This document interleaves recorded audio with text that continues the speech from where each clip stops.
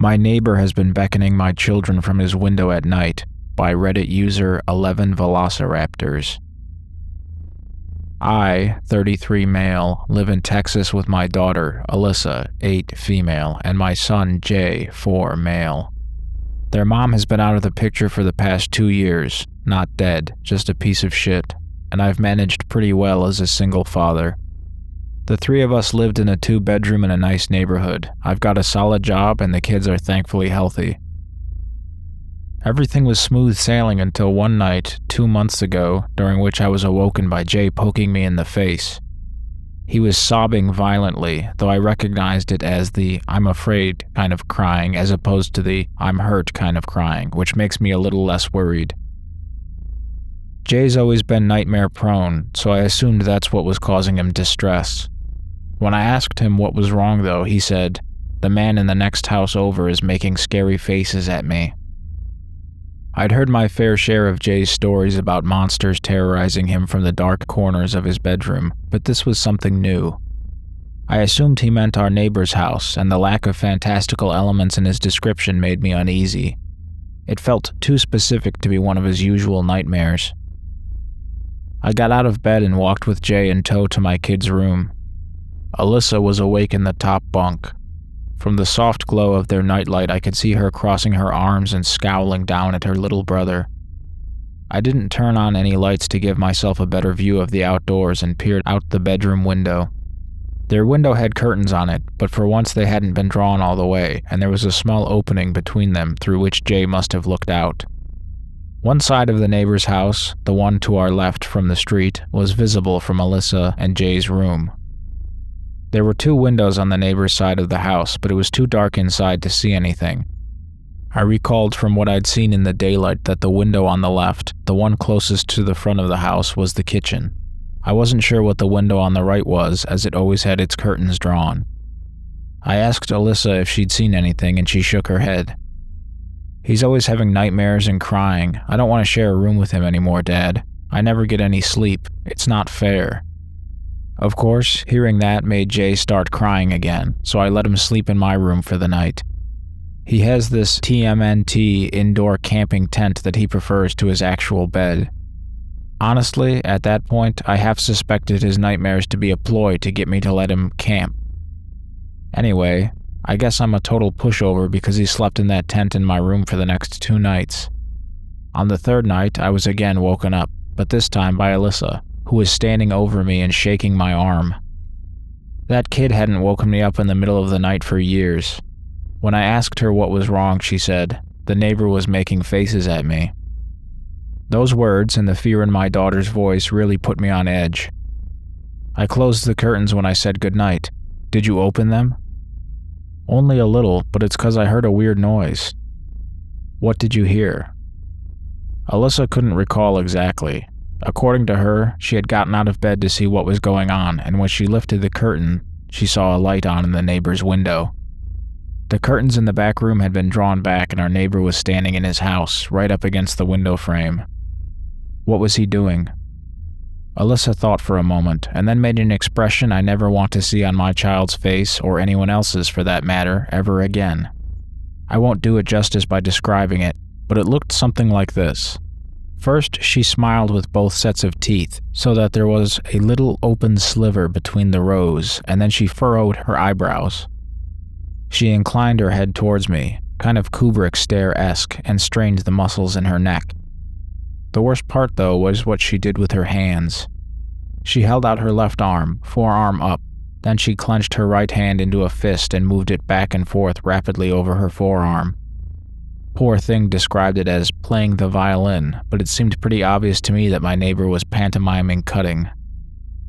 Disturbed, I told Alyssa to stop, and to not make either the expression or the gesture again. I was angry and confused. My neighbor, a man in his 40s, was a bit of a recluse, but he had seemed normal enough in the 3 or 4 times I'd spoken to him. I couldn't fathom why he would do something like that to my kids. After asking Alyssa a few more questions, I realized that my neighbor might not have done anything technically, or at least legally, wrong.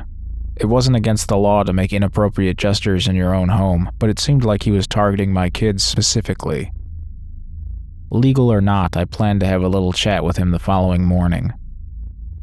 My last question to Alyssa was if our neighbor had made any other gestures, and she nodded. Then, she started making beckoning, come here motions with both of her hands. I had Alyssa sleep in my room for the night as well. I also checked out the window in my kid's room, but like before, I saw nothing. The house was completely dark.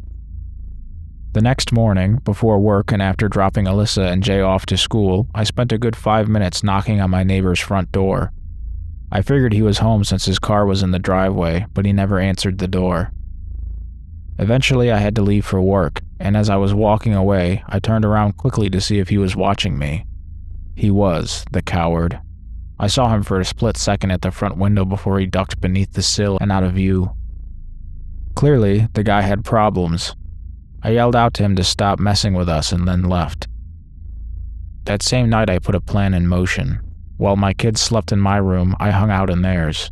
It was a Friday night, and I was ready to pull an all-nighter so that I could catch my neighbor in the act. Although I trusted my kids, I wanted to confirm that there was actually something nefarious going on before I escalated things. I made sure the house was locked up and all the curtains drawn, tucked my kids in, and sat on the floor under the window in their room. At around 9, I started marathoning midnight mass on my phone. I didn't want to wear headphones and miss any strange sounds, so I kept the volume low and mostly read subtitles. At midnight, I started to hear strange sounds. Like Alyssa said, it's a bit hard to describe. Best I can do is that it was this low, repeated clicking sound. You know that ch-ch sound you make to beckon a horse? It was something like that, although I knew that the sound was undoubtedly coming from a person. After a few minutes of this, the sound switched to what I think was supposed to be a whistle, but it came out all wrong, like someone sucking breath in through their teeth. The sound was so crisp that the neighbor's window must have been open, which was an unsettling thought given that there was only around 15 feet of space between our houses. Certain that the neighbor was at his window and that this was my best chance to see him, I stood up and pulled the curtain back in one motion.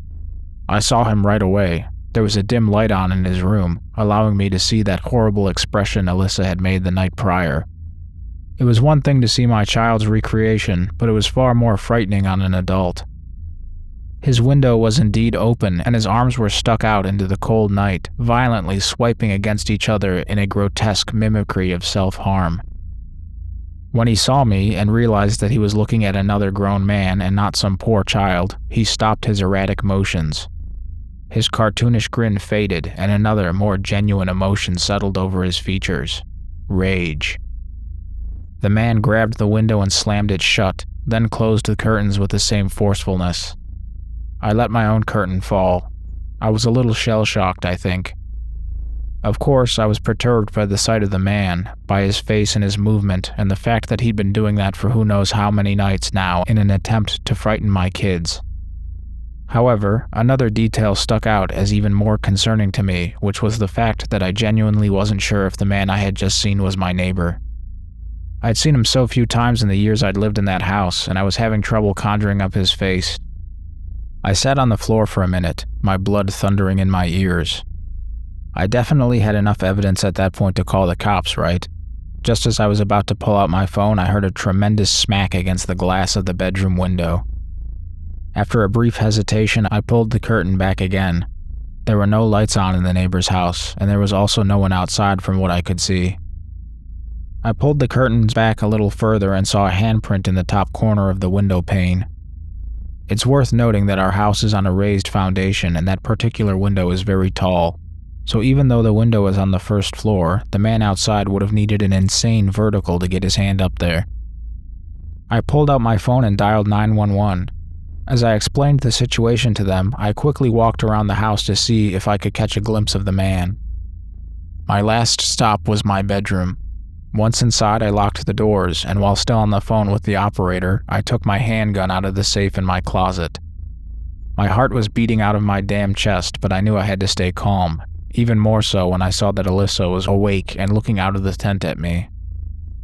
I reassured her in as few words as I could, whispering that we were okay, but we had to stay very quiet. I sat on the edge of my bed, my firearm ready and my ears straining. My kids' tent was in the corner, and to the left of the tent, in the middle of the wall and directly across from where I sat, was a window. After what felt like an eternity, I saw something. It was a cloudless night and the moonlight was bright enough that I could see a silhouette through the white curtains. The dark shape was nebulous at first, but became more clear as the man outside stepped closer to the window. Somehow he knew which room we were in. The silhouette didn't move for several minutes, and I remember being thankful that, from the angle at which she sat, Alyssa couldn't see it. Then, something happened that I couldn't entirely wrap my head around. The man stepped back from the glass and raised his arms, making a Y shape with his body and his limbs. Only, his arms were far too long. They seemed to be double the length that they should have been, each arm about the same length as his entire body. I thought at first that he was holding something, maybe two pipes that just appeared to be an extension of his limbs, but I could clearly see two hands at the end of the extremities. I could see 5 fingers on each hand, flopping around slightly as the man brought his arms closer to the window. Thud, thud, thud. I stood up and readied myself to shoot, but just then the sounds of sirens pierced the quiet night. The man outside banged his hands against the window one last time, and then it was as if someone had sliced his arms at the elbows. His forearms seemed to shear right off, and the man took off running before they so much as hit the ground. When the police officers announced themselves, I answered the door and explained the situation to them. 2 officers, a man and a woman, asked me a few questions about my neighbor, which I assume was necessary to establish probable cause for a search. Once finished, they told me to stay inside with the doors locked while they investigated the neighbor's house. I watched them through the window of Alyssa and Jay's room. They knocked on the neighbor's door, and when no one answered, they tried the front door handle. I watched the unlocked door swing open. The 2 looked at one another, and then entered. I'm not sure what they found inside that house. All I know is that when they emerged a few moments later, they both looked very disturbed. When I went outside to ask what they had found, the female officer told me simply, "Your neighbor's dead." The rest of the night was a blur of strangers in uniforms filing in and out of my neighbor's home. Some came to my porch afterwards to ask me questions, and none offered me any answers. They moved with tight-lipped efficiency, their faces guarded, their words clipped.